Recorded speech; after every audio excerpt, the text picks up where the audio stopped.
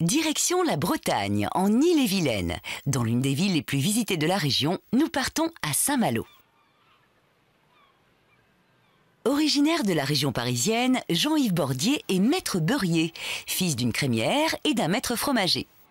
Il s'installe dans le pays breton à Saint-Malo où il rachète une crèmerie. Il la transforme en une boutique où sont disponibles ses produits et aussi en un lieu d'exposition qui raconte l'histoire du beurre.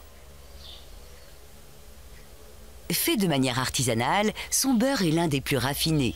Sa singularité est reconnue par les grandes tables du monde entier et la qualité du produit à la hauteur de la passion qui anime Jean-Yves, et c'est peu dire. Finalement, pour fabriquer du beurre, c'est pas très compliqué, il faut de la crème. Alors cette crème, on va l'obtenir soit par un écrémage spontané, c'est-à-dire remonter de la crème au-dessus du lait dans ce qu'on appelle une crémeuse, hein, une sorte de vasque très plate, ou alors avec un outil inventé au 19e siècle ici présent qui s'appelle l'écrémeuse. Et cette écrémeuse inventée en 1874 va révolutionner l'industrie du beurre puisqu'on va obtenir de la crème par centrifugation et non par remontée des globules gras. Une fois la crème obtenue, elle subit ensuite l'étape du barattage. La crème est agitée pour ensuite s'épaissir. La partie liquide, appelée bas-beurre ou petit lait, est évacuée de la cuve par un orifice conçu à cet effet. Ce qui reste, le beurre. Il est ensuite lavé et façonné pour lui donner sa forme solide. Ensuite intervient l'étape de malaxage. Alors le malaxeur, c'est un engin qui a été inventé au 19e siècle, à la fin du 19e. Aujourd'hui, eh bien, nous sommes pratiquement les derniers à travailler avec ce type d'engin. Alors je vais faire la première opération qui consiste, une fois que le beurre est un tout petit peu assoupli, à un travail de salage. Alors nous salons avec un sel fin à 60 microns. Qui n'est pas en rapport du tout avec les sels actuels, très tendance bien sûr, et d'ailleurs excellents que sont les fleurs de sel de Guérande ou Noirmoutier, hein, c'est remarquable.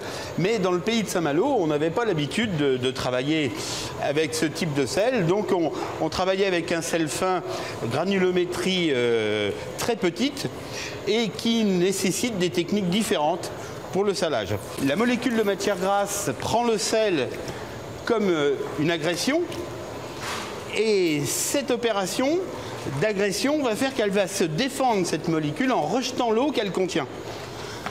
Donc on va voir apparaître à la fois en termes de visuel et en termes de son, de l'eau et un tout petit crépitement qui va apparaître progressivement.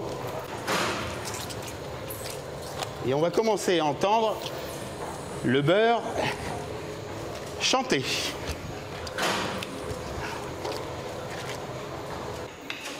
Pour les tables étoilées ou les restaurants raffinés, les mini-beurres sont façonnés et estampillés à l'image de l'établissement dans lequel ils seront dégustés.